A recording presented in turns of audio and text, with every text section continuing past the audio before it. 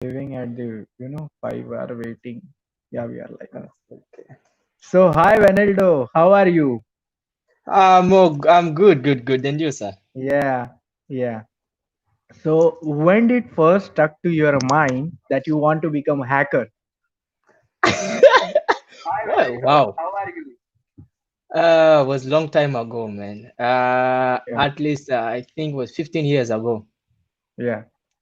Yes, and then my first thing that came me to become a hacker was because I didn't have internet at home, but my Okay, neighbor has Wi-Fi access. I said, man, how okay. can I have access to his Wi-Fi? That was my first hacking that I made in my entire life. So from there So until now, I okay, never stopped it. okay. So people find very cool type of thing. Hacking means it's very cool. So Yeah, what do you feel now? Now you have become an hacker and you have been working with the top brand companies like Red Team, CTF, HTB Player. yeah. What is this all thing? Just tell us about everything. What is this things and what it takes to work with this kind of things. Yes, you know, this is like amazing. When you have like you love what you do, you don't have like any kind of thing that can stop you. You see, 100%. for example, when I started in this journey, the first thing that came on my mind was like, okay, how can I improve my skills? Because hacking is like every day the technology is getting better, the things are Right, changing. So if you right. start like, okay, I have knowledge on this on that operation system, 2, 3, 5 months after that, your knowledge that you have you can use it for anything else. So that's Right, why if you have access to platforms like HDB and other kind of right. platforms, and then you practice, and then the most important thing is you have to work on this field. Okay. It's very difficult if like even you can have access to those kind of platforms. You practice every day, but you don't challenge yourself. Like you don't have your daily work or like as a cybersecurity on red team. So we'll get stuck because most of those platforms they try to mimicate the most situation that you can find on the real environment. But I can tell you the real environment most of the time is very different. Sometimes it's more easy that you can see on those platforms, but most of the time they're very hard.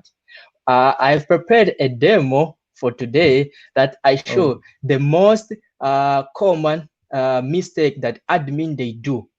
Two okay. mistakes because of the users, they complain, they change the configuration, they compromise their Okay. environment, and then an attacker can gain access and then power the machines.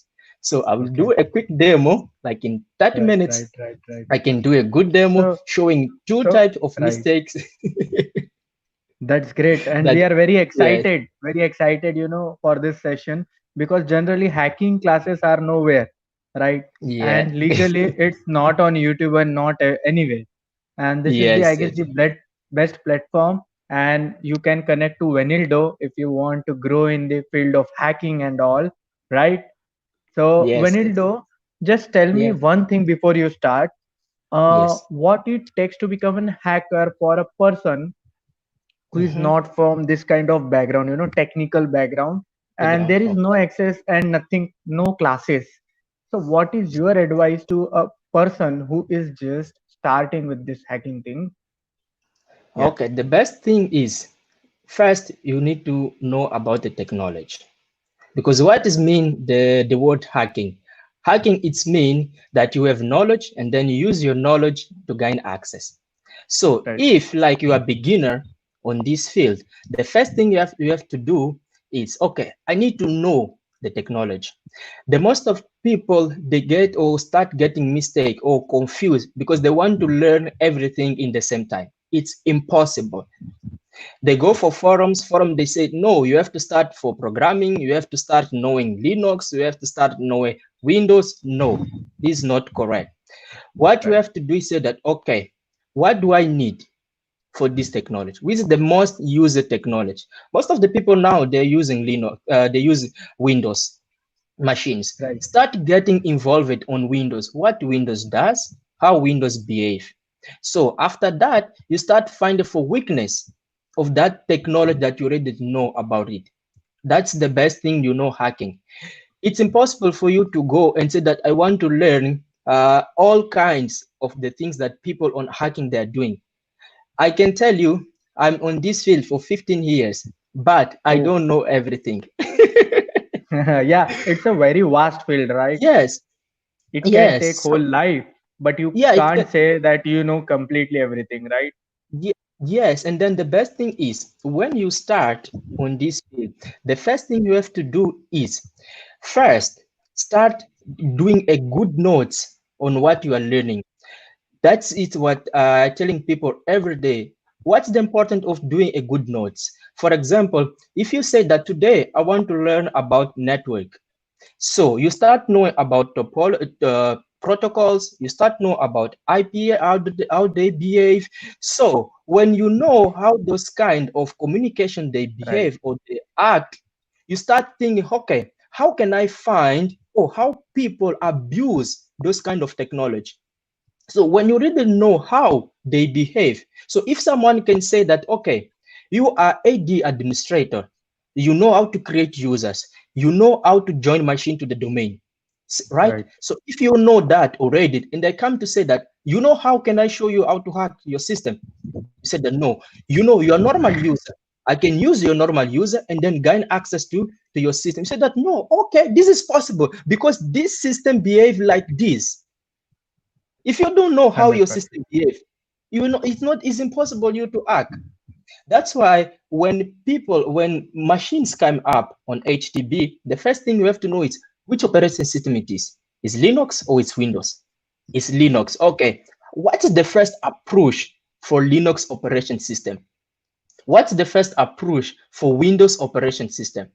So if you already know the attack vectors, you start thinking, okay, if I need to gain access to a Windows machine, I need to know the Right, user. How can I get users to attack any domain machine? The first thing you can say, okay, I can go for the public information, go for emails accounts on the website. I can grab those emails, generate users, and try to brute force an attack. Those things is not because you have been teaching like you need to know how people do hacking. No, the no, most important thing is you need to think how an attacker can compromise your system. I can teach you everything about hacking.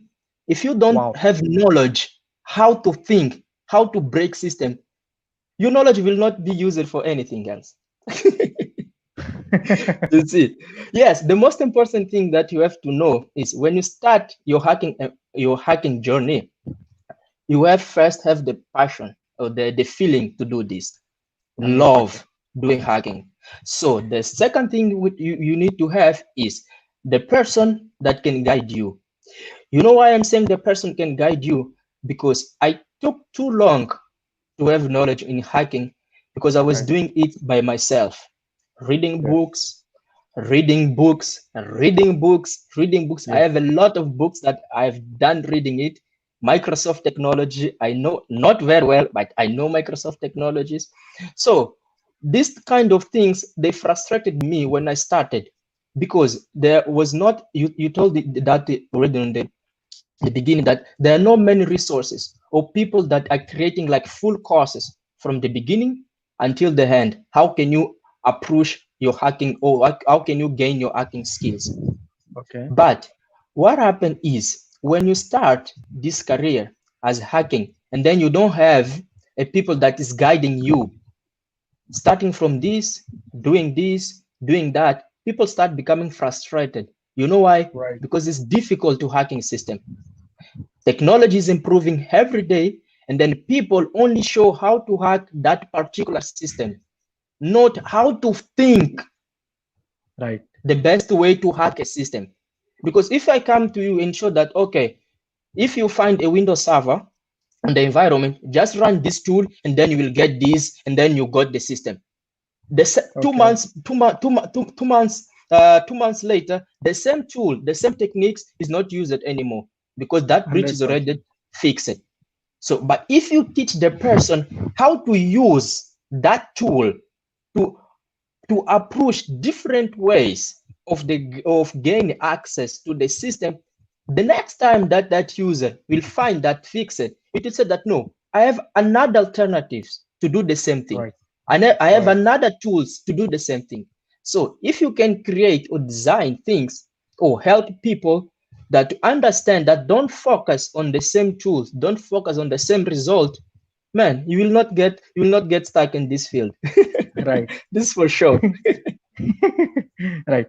So, yes, thank you so much for giving me this much information, giving us this much information. I hope we can keep Yes. the long session with you, paid session, so Yes. that everyone should, know what hacking is from a basic starting point to an ending Yeah. point. We can keep Yes. that. And I hope many of them will be interested in that. So Yes. right Yes. now, For sure. let's get to the work and let's see what you have for us. And I'll just, switch off my camera and I'll show is yours. Okay. Okay. All the Okay. best, Okay. Vanildo. Thank you. Yeah.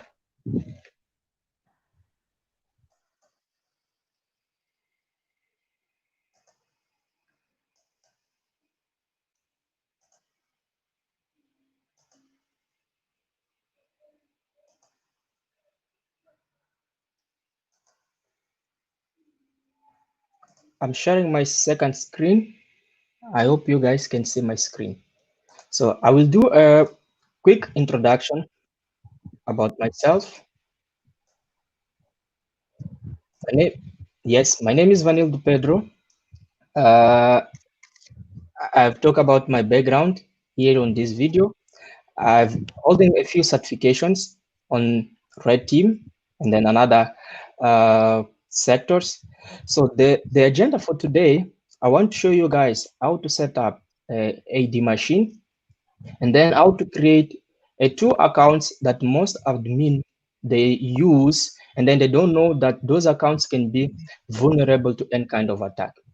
I will assume that you guys have already installed the Windows Server 2019, and then also I will show you how to configure and configure Active Directory, and then I will create two vulnerable users. So let's go for that, and then I will log into my machine. This machine doesn't have AD installed, right? We'll install the domain. Okay, let's log in it. So Vanildo, your screen yes, is yes, not visible. not yet. Yeah. Okay, let me try to see it again. Stop sharing.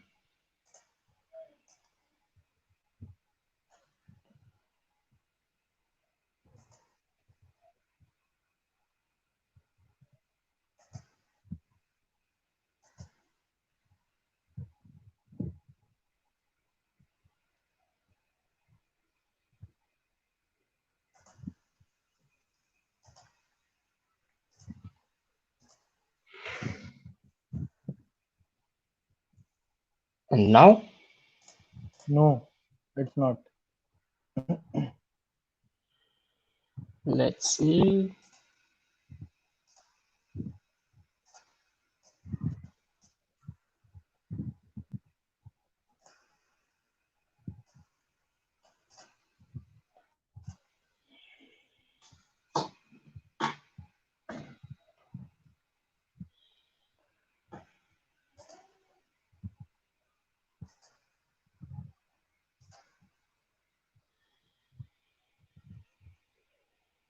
Can you see my screen? No, not yet. Wow.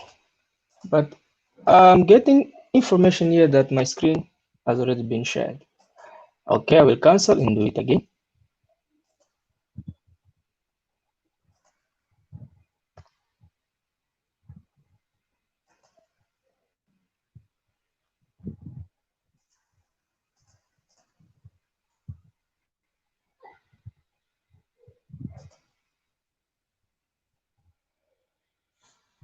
And now, No.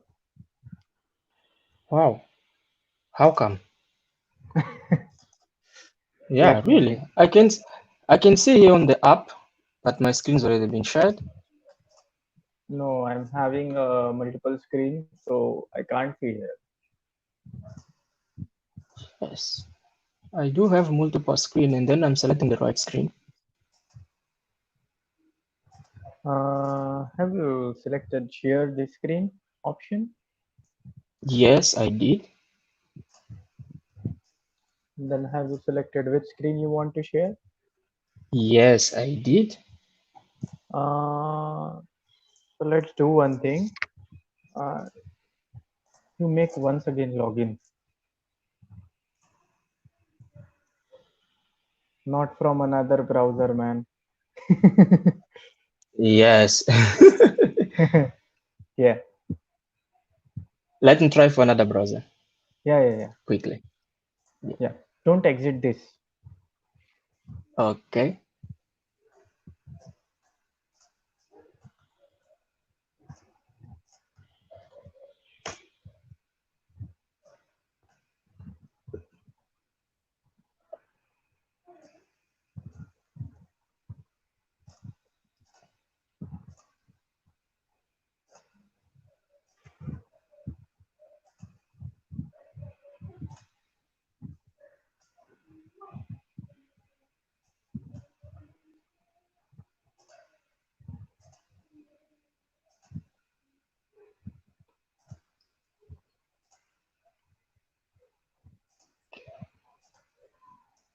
And now?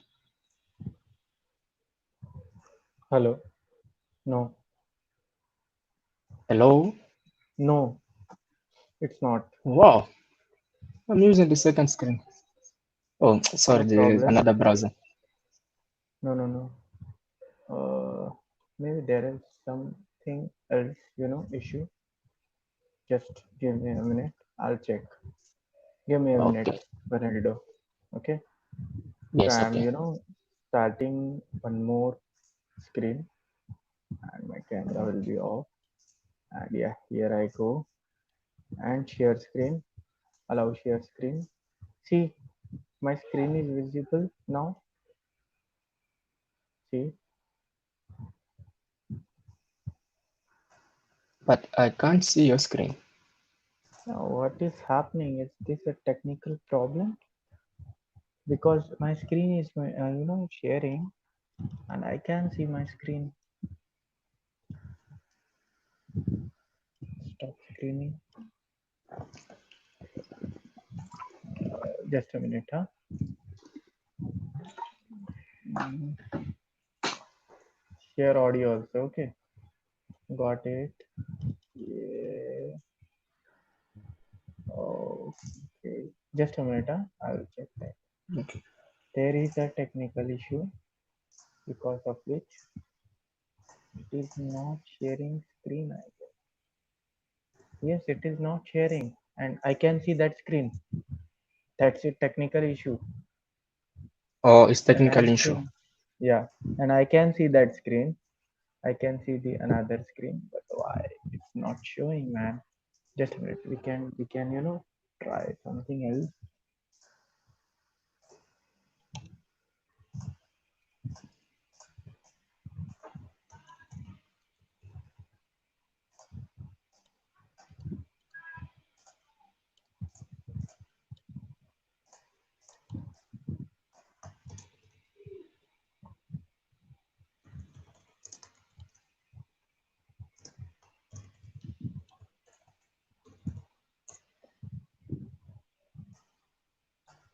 What is happening, man?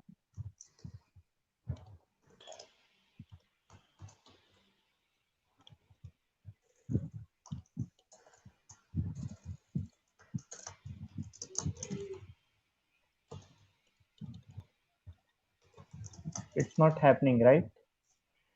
Yes, no. I can't see it. I can't see. Yeah, yeah. It's not happening. Oh, what to do now? So, others, hello. Yes. I'm calling backend team. Just a minute. Okay. Okay.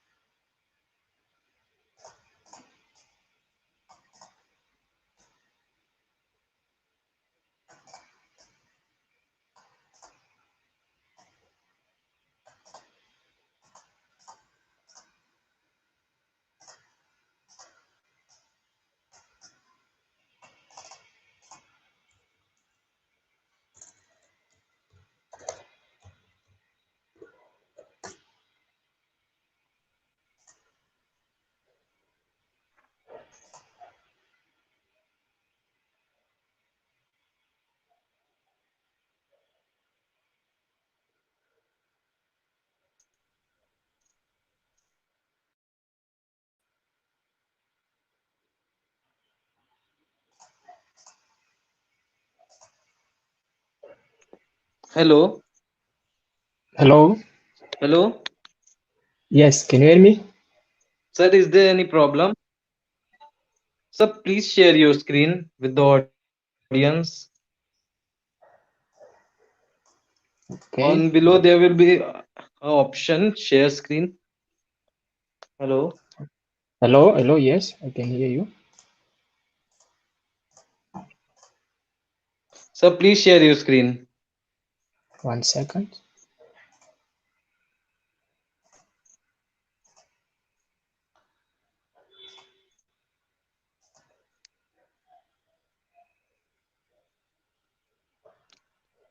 Can you see my screen? No, Hello. no, it's not visible. Sir, please Others, share your there screen, is a okay. no. He is. Now it is visible. Now it Now is it's visible. visible. Yes. Yes, sir. Finally, Finally. Vanildo. Yes. Yes, it's good Yeah. that we managed to sort out this. Yeah. No So, problem. Sure. uh, we lost we lost a few minutes, so I will do a quick brief what we'll be doing today. So now we'll configure a AD machine. After we configure the machine, we'll create two users. Those two users, I'll explain why we are creating those users, and then there's one microphone. Okay, so we'll know how can we brute force. There is there is one microphone that is on. Is it possible to be muted?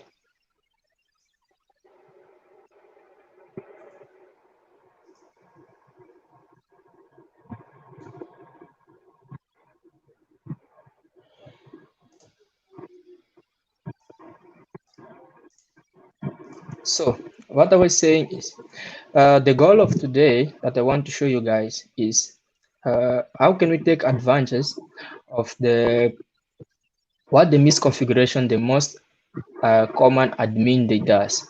First, we'll config the AD machine. After that, we'll add two users that will use those users for our attack. And then I will show you guys how can we brute force Kerberos protocol so that we can get validate users on a domain controller. And then I will show you how to get a hash, how we can crack them using RPC to enumerate a domain users, and then we will get access as a domain users. So the goal of today is to understand the most common mistake that the admin they does, because sometimes the application that they don't follow the configuration that Microsoft use on the protocols. So first of all, let's configure our domain controller. I will assume that you guys already have a domain control Windows Server installed. So I will give a static IP address. So this is the basic configuration that we have to do before we install any domain control or AD or Active Directory. So I will giving the IP address on my network. You guys can give any IP address, but the IP address need to be the same IP address or the same network that we'll find on your Kali machine. I will be using Kali machine for the attacker, not any Windows machine, only Kali machine. So default gateway, we know how to configure this, right? So on DNS, people sometimes put IP address. Even if you put IP address before you install Active Directory domain servers, the preferred DNS servers here will be reset. So you can put it now or you can put it later. So after we change it, we go to Server Manager. Let's go to our Server Manager. And then we'll be installing Active Directory domain server role. So to install Active Directory domain server role is quite easy and simple, right? You just come to Active Directory. Sir, we'll select Active Directory. Oh, my bad. Because of I'm getting tired, I forgot to do one more thing. This is the mistake that people can do because they want to rush. I forgot that I didn't change the name of my machine. If you don't change the name of your machine, if you want to change it later after you install or you configure your domain controller, it will give you too many problems to change the name. So it's better you to change the name before you install the Active Directory domain server. So I will give this machine a name DC Empire, right? It will require to restart the machine. So do it, restart the machine, and then we'll proceed. So that's why most of the time I like to tell people after you install your operation system, if you want to install Active Directory, rename your machine, give a static IP address. Those are the two basic things that we need to do so that you don't forget it when you're installing your Active Directory domain server. So let's go ahead.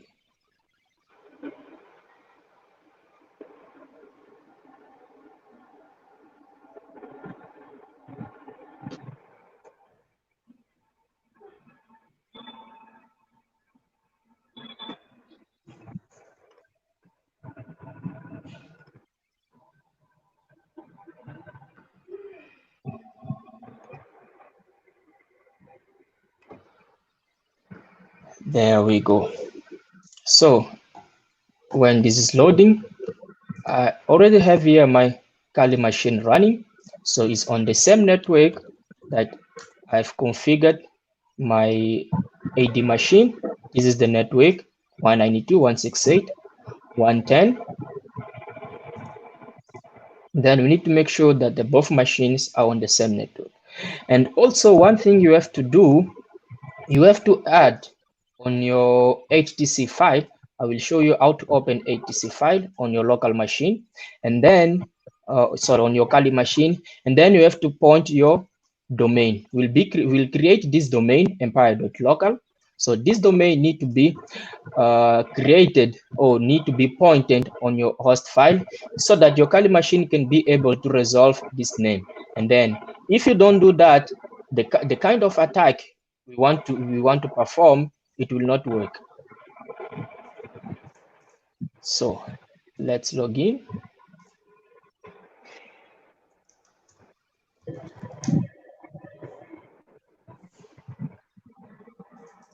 So now we'll configure the domain server, Active Directory domain service. We come to manager, add roles, is still loading.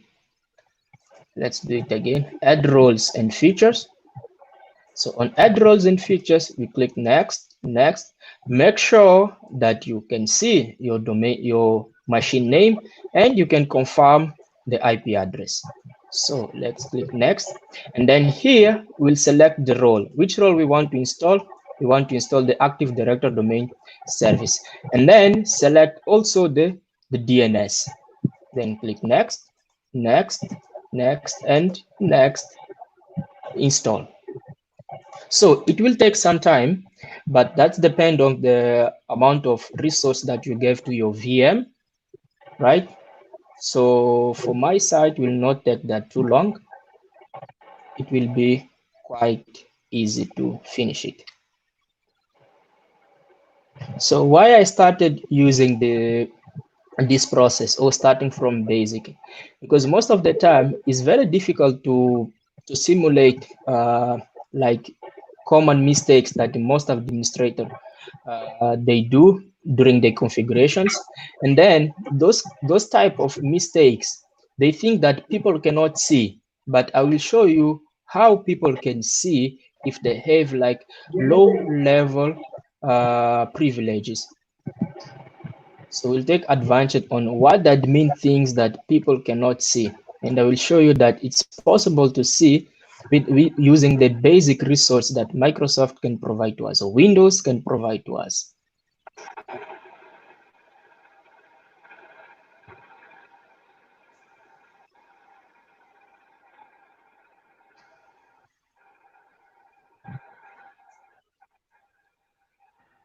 It's loading, it's loading.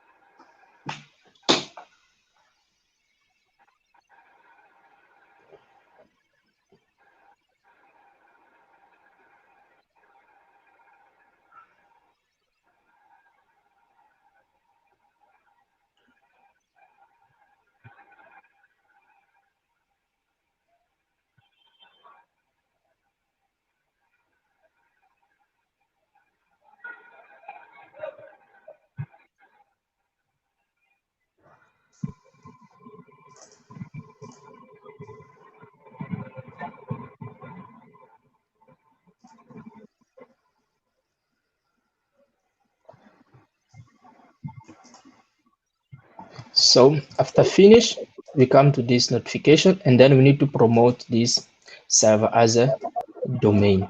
So I haven't created any forest, so I don't have any domain. So I need to create a new forest. So I'll give this forest the same domain I've already pointed there, right? I will not go in deep in explaining what each step mean, but the most important things is to know how you can use setup and you have your domain controllers running. So I will give any basic password. The password that you give here, I most advise you not use the same password as your local admin password because here you are creating a different password for your domain admin. So here just click next.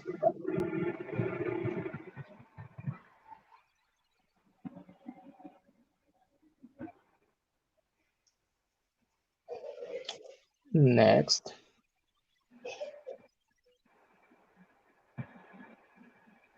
next, next.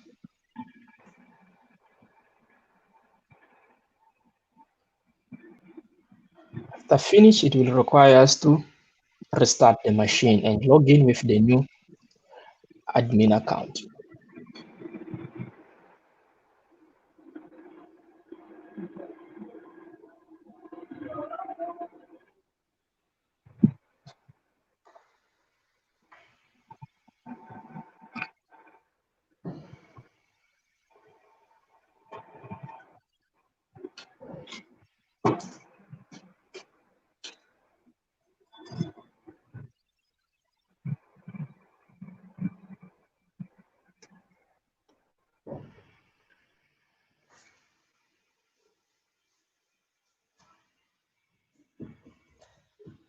So now we can restart and then we'll sign out.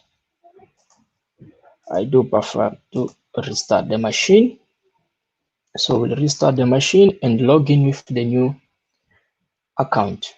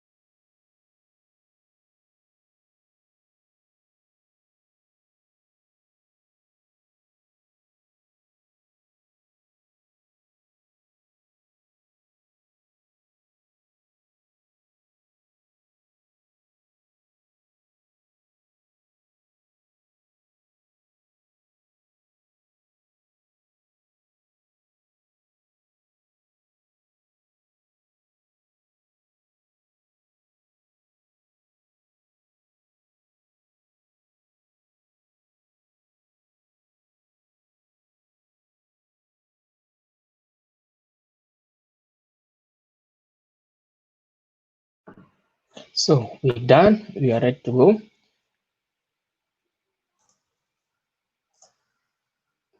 Okay, now we can see that our domain has been created. So now we are logging with as admin account.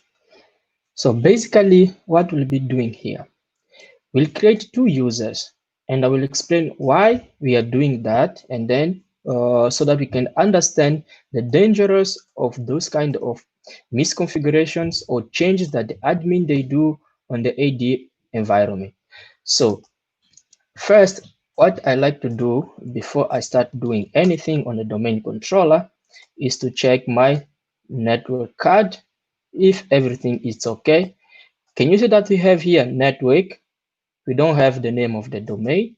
It's supposed to come the domain name here is empire.local. That most of the time the behavior is because of this.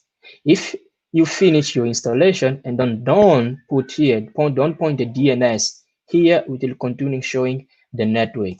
So this is the basic thing that every time you have to check before you start doing any kind of configuration. This is my DNS server, and then I point to this IP address. So after doing that, just quite easy. Most of the time, I do recommend to restart the machine, but we can disable and enable the interface. It should be fine. Let's see it. We can see now that we have empire.local. So this is the most common mistake that people do when they install the Active Directory domain server. They don't come here and then check if the IP address has been reset or not. So if this is okay, you are ready to go. If you don't do that, if you want to join the domain to the machine, you will not be able to join any machine to the domain.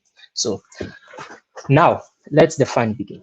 What we'll be doing now, we'll add two users. Can you see this is a fresh Windows 2019 installation. I haven't done any kind of modifications. I just only downloaded and installed this. It is a Windows Server 2019 standard.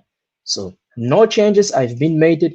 I will just get advance of the administrator's misconfigurations.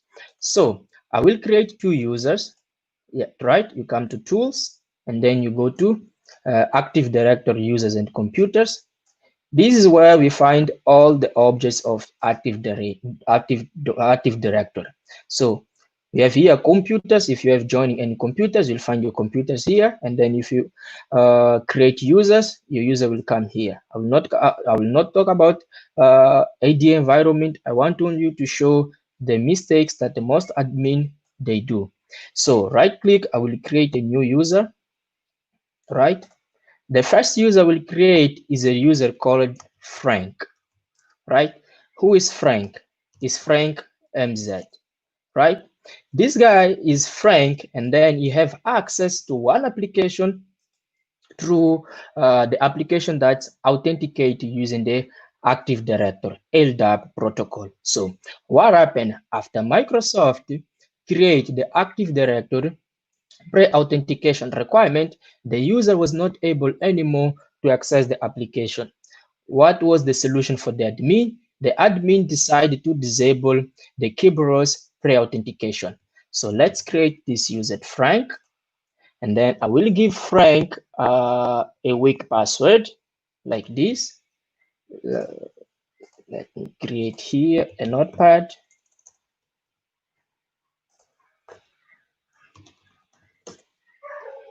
So we'll create a user Frank and we'll give the password a password. This is a weak password, but if the organization has a very well configurations done, I think I've canceled that user. Okay, let me create it again. We have user Frank, and I will explain properly why we are disabling that. Oh, it is a password Frank. We'll remove user must change password in the next login. So we'll give the user password never expired. If you want, next, finish. So what happened with this user's Frank? The user's Frank is a normal user.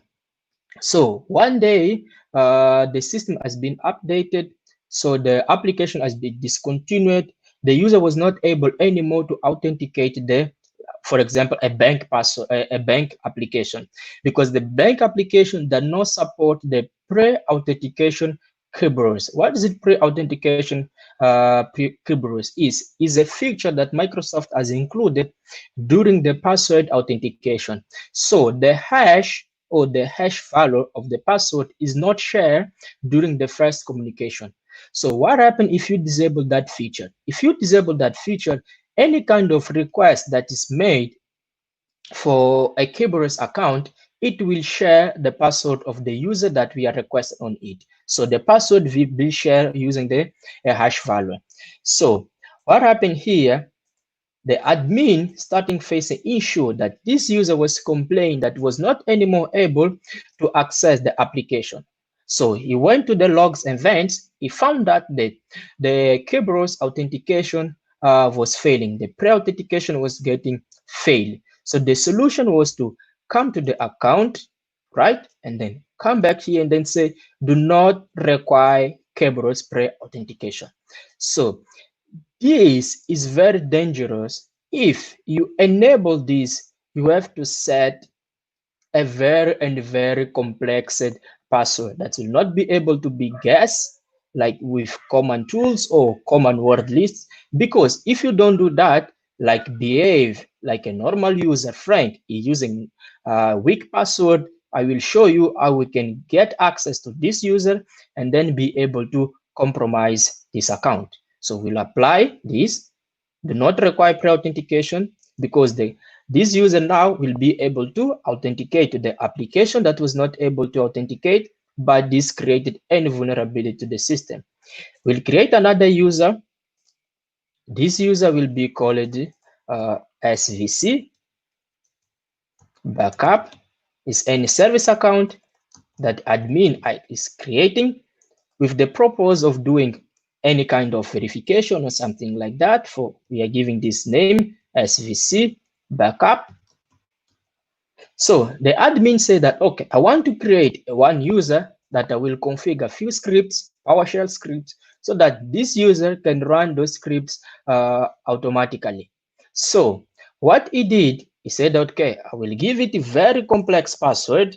He's giving very complex password. I will show you a very complex password.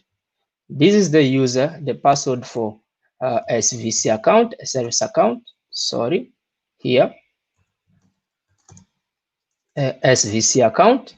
So I will copy all this password and then set the password. So the admin said that, okay, I've created this account and then I've set it up this password, but I will forget one day this. So what can I do? I know that there is something that people cannot see it. Only me can see it. It's mean what? Is account, account, no, it's not account, it's profile. No, sorry. Yes, I'm here. Is description. We know that for someone to be able to see user descriptions is need to be an admin or someone that manage the system. If the users go to his profile like normal account, will not be able to see this description. So what admin does, he just paste the password here and then say that, okay, this description only me can see, and then I will know that this is my password. So if one day I forgot the password of the service account, I can come here and then found my password. And then this user belongs to a group of the admins. So we'll add it to a groups of admin. We already done that. Let that confirm. If you just come here, member of, we can see that this user part of the admin. Why he did that? He was thinking that creating these users will be more efficient for this user manage all the scripts or the PowerShell script that is running on the background. So we have created two vulnerables account. This account, we said we create this account because the user was complaining that was not able to access the particular application. In the end, the admin find out that the pre-authentication Kerberos was the issue. So he went that and then he disabled that function. So created these users, this service user to manage all the backup services using PowerShell scripts, and then by mistake he took this user and then put as a admin, because he said that, okay, no one will know what is the password of this user. So if I one day I forgot, I can this. He didn't put any kind of information, but he said that, okay, this, it will take my attention that this is the password of the user. Okay, we've done with the AD. We don't need to do anything else. Now we go to Kali machine.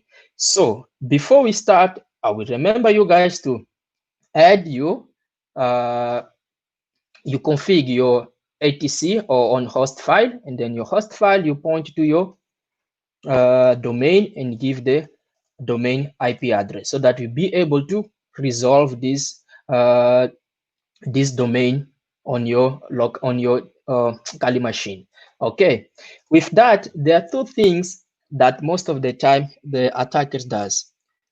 It's impossible to hack Active Directory machine if you don't know the users. You're getting my point. We need to find the users. So there are many ways we can find domain users. To find the domain users, we can use websites information, emails, we can extract users, and then we try to brute force the Kerberos service. But if you don't have that, we can use existed word list for users.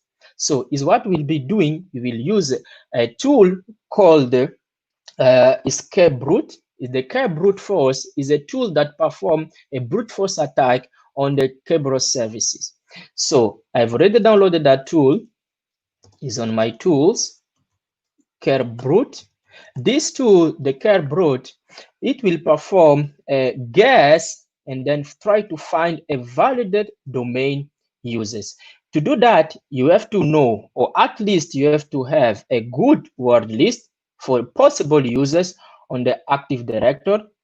Yes, I want to tell you guys that this will not perform any kind of password guess. It will not perform any kind of hash getting. It will only find the validated users on your domain. This is possible to do because of the weakness of the uh, Kerberos authentication. Because what Kerberos authentication does, if the user exists on the database, it confirm, it give end the output. So I will run this tool, is Kerberos, and then what I will say here is I want to enumerate for users. And then if I want to enumerate for users, I need to point the domain that I want to do the attack. So what will does it will do, so it will enumerate for users based on the domain. Remember, we need to add that domain so that be able to be resolved on our host file, and then we point to the domain IP address. So we'll point to the domain IP address, we give that 250, and then we need to give uh, the word list. You can create your own word list, or you can use existed word list. I will be using existed word list. Why I will be using existed word list? Because that user Frank that I've created is the user that exists on the word list that I will be using. Remember, this can be done if you create your own word list. You do a very good enumeration, and then we'll success and find a validate user for a domains account. So after you get that, I will go for a username director. I'm using this word list, it's called checklist. You can easily download this checklist on GitHub. Also, you can easily download this tool on GitHub as well. So let's do that. I will be using a word list called chapter network 10 million usernames DAP. So easily to understand. What am I doing here? I have the domain. We can use another tool to enumerate the domain. So people can start asking, so how can we find the domain? I will run it quickly. I've done that before, Nmap scan, right? I will show you the result. Why I did that? I did that because the Nmap scan, a full name Nmap, can take around 10 to 15 minutes, so it will consume our time. We already consume our time, configure the AD, so I save a time with this. The command I used to make this scan was Nmap, so you can that yourself, Nmap, and then I said I want to scan for full map, right? Enumerate everything, and then I say to done a scan for all ports, and then also I say that the time it will be T4, right? This is the time for time of speed that I want to give to Nmap, and then I pointed to the IP address. So this was the commands I used to get the result that I want to show you guys. So let me read this file. This is my Nmap result. After you run the command that I've given to you guys, you will get this exactly the same result. So here we can see that we have the domain, the domain empire.local, and then we have more informations. Kerberos is running on the port 88, and then what we'll be doing here, we will take advance on the services that are running by default on a domain controller. Now we'll abuse this protocol, is Kerberos protocol. After that, we'll be abusing RPC protocols, and then we'll get access using where is it? Win. Where are you, Win? 58. Where's Win port? I can't see you. It's here. 59 5985. So those are the ports and protocols that we'll be abusing during our section. Kerberos attacks. After Kerberos attacks, we'll perform RPC attack, and then after getting RPC attack, we'll get access to Win management, Win access account. So what we are doing now, so after we create this, we know the domain, right? We manage how to find the domain, we launch this attack. Can we see now the tool is giving us the validated users. So this administrator exists there, right? Because it's default. And then this is our Frank user. So do you remember when you create Frank user? Yes. So an attack can get a list of the password. After you get a list of the password, let me just quickly create my notes, right? So we managed to get a validated users. Now we are behaving as an attack. Just forgot what we have done on the AD machine. So we managed to get a valid user.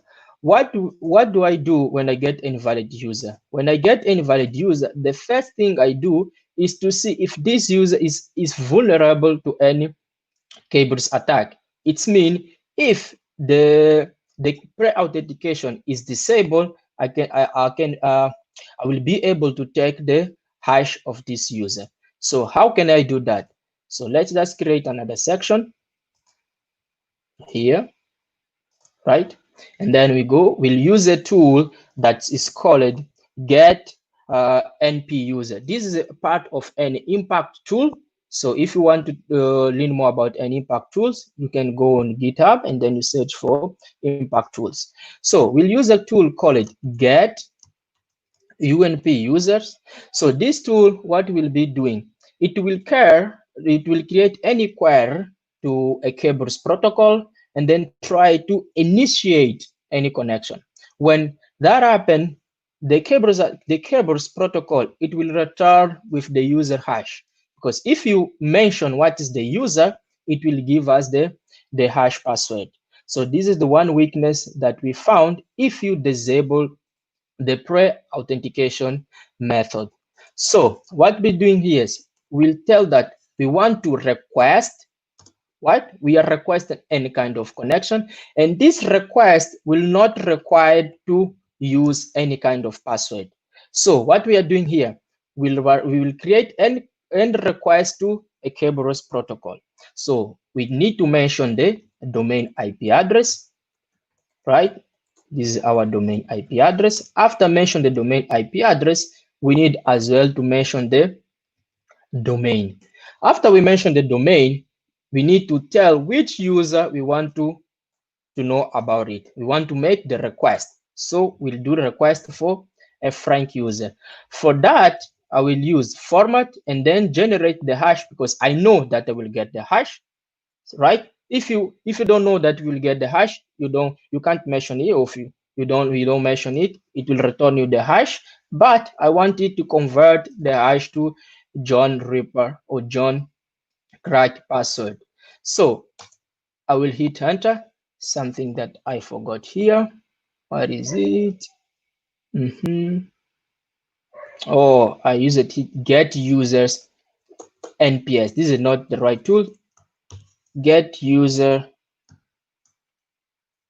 U. Get user NU. Okay, NUP user. That's it. I've just used it autocomplete and didn't verify that those tools are different. Get NP user. That's why this didn't give me the exact result. So I will click enter. So there we go. What we have done, we found and managed to get the Kerberos hash. So this, it's only happened because we disabled that prior authentication Kerberos. So one user complained, one misbehavior of the admin, we managed to compromise the environment. So to get hash doesn't mean that it's all, because we don't know if we'll be able to crack the hash. But if you get the hash, you can have a lot of methods to break into that system. So let's save this hash. I will save on my desktop the folder that we already created. It's called YouTube. Let's see what is here. CD setup AD. I will create a file and then call this hash Frank, and then I will save here the hash file. So we can read that and then see that we have exactly the same information that we have here. So now that we have compromised and we have get the hash for that user, what can we do now? We can crack the hash. To crack the hash is quite simple because we have converted the hash to be in John. John is a tool that we use to crack passwords. So we use it. So we need to use the same tool. It's called a John. Most of these tools that I'm using, they are pre-default, they are pre-installed on the Kali, except those this one get, right? This one get and get user NPS or get NPS users. So after we get that, we need to mention that which word list we want to use to crack the password. So I will be using a local word list. This word list, you can find it on your Kali machine. What am I typing here? So share word list is ROQ. This is the most used word list on the pen test filter because this user has the most common bad and weak password. So we'll be using this word list. You can find this word list in Kali exactly on this directory, this path that I'm showing to you. After you mention the tool, you have to give the path of the word list and then the file that has the hash that you want to crack. So after that, you hit enter and then you wait for a few minutes. This also will require you a speed of your machine. If your machine has a good speed, it will not take that longer to crack the password, right? Let's wait for a few minutes.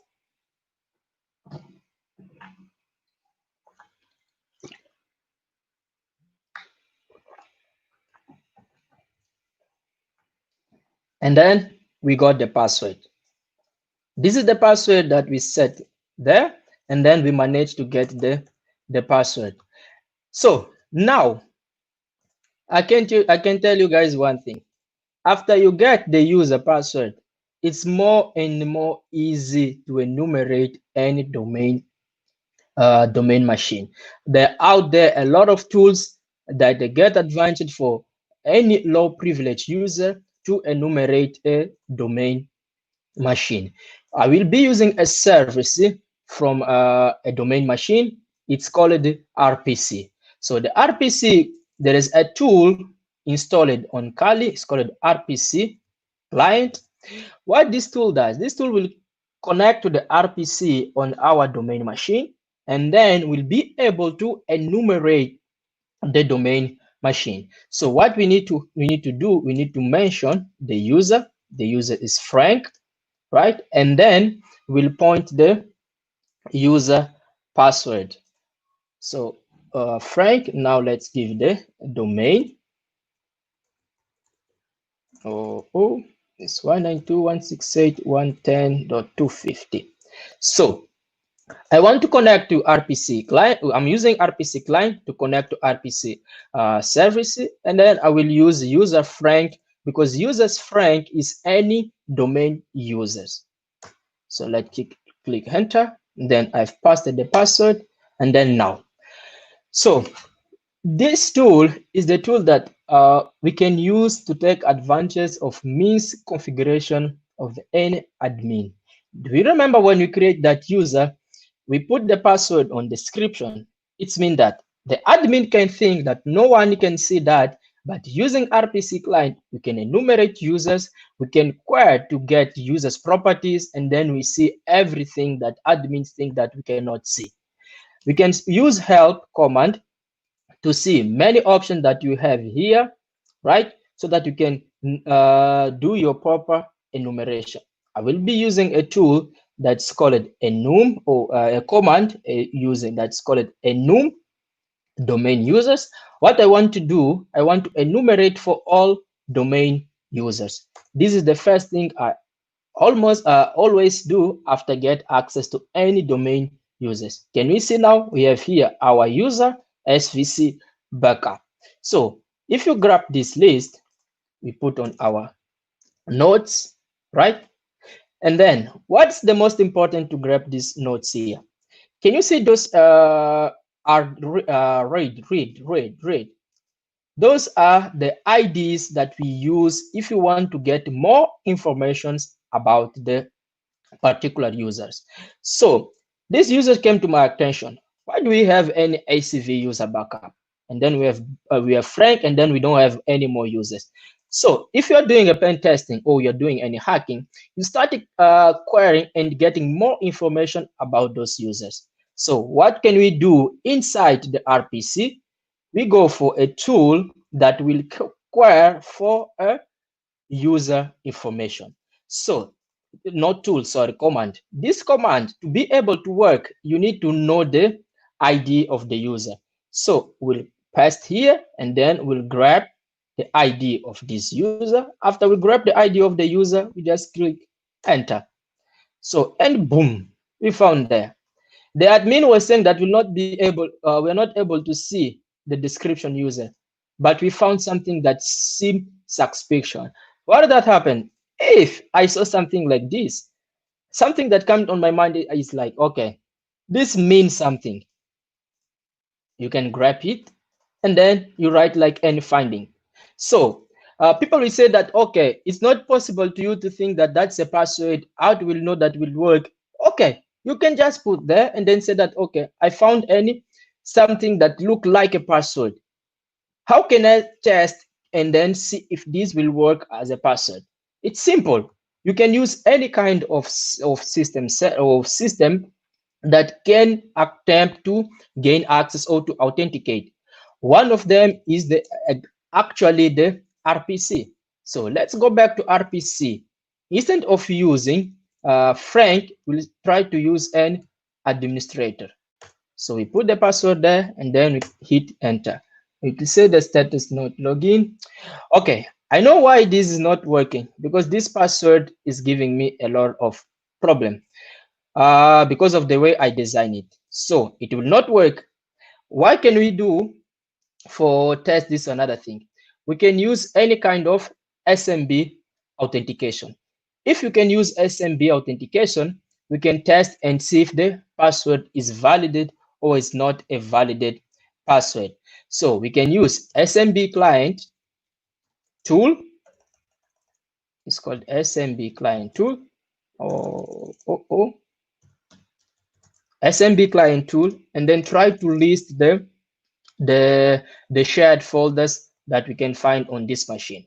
Let's try to do that. I haven't done any shared folders, and then I will use like a user. I can say user administrator. If I'm not mistake, password. I will give this password. Let's see. Something I've missed. User.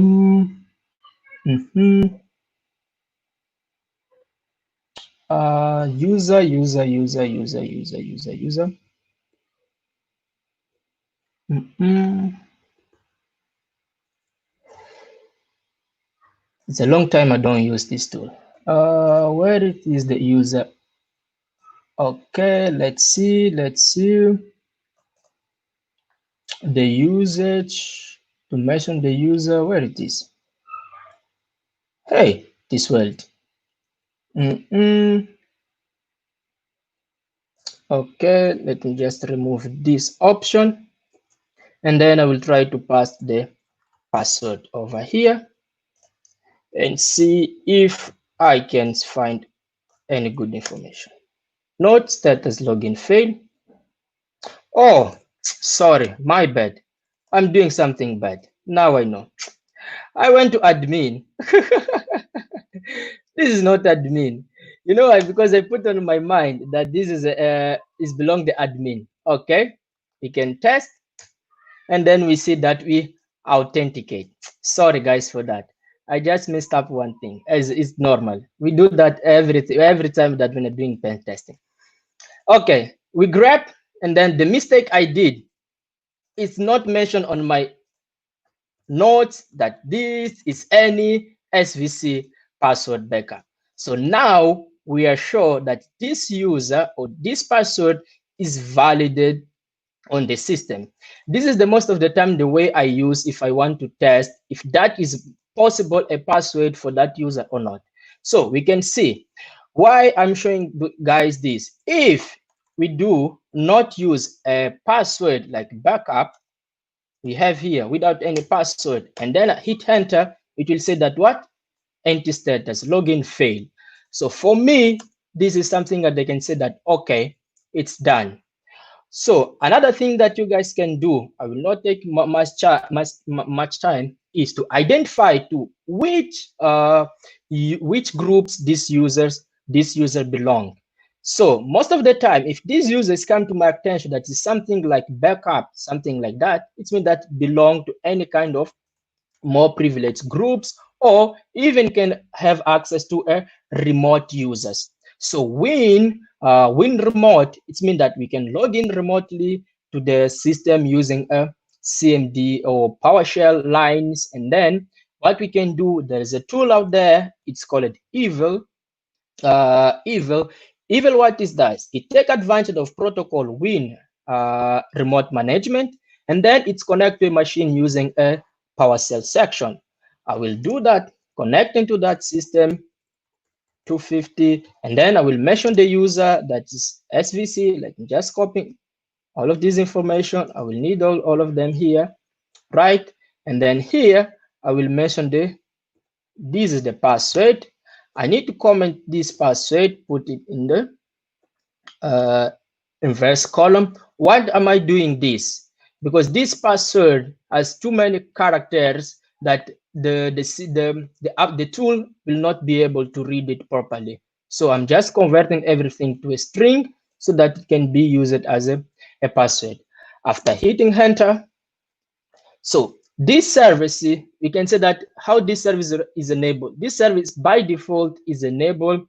So the admin users, if the users belong to this group or is belong to remote management system, so it means that this tool can take advantage to connect to that system. But what we need to have is a validated users and valid password. So now we have founded this machine. We got access. Who am I? So we have all the privileges that any admin has. Why? Because by mistake, the admin took these users and put as a admin group. So it means that this user can have access to a admin profile. If I just copy this and then cd to admin profile, you guys can see that this user have access to all the entire system. Now, what do I advise you guys to do? Never and ever comment passwords on the description, or never put the password. Even if you think that people will not find, never do that, right? And also, if you have an application that does not function properly with your service, with your any user is not able to access an application because of the misbehavior of Kerberos pre-authentication, try to talk with development team. They need to find a way to fix that, and then so that we be able to use a pre-authentication. If that is not possible, what do you advise guys to do? Ensure that your user are use the most and best enforced password. It means that password that will not be easy to guess, or the password that an attacker can take a longer and local to break on it. So this is what I have prepared for you guys. I hope you guys have enjoyed and have fun, and thank you.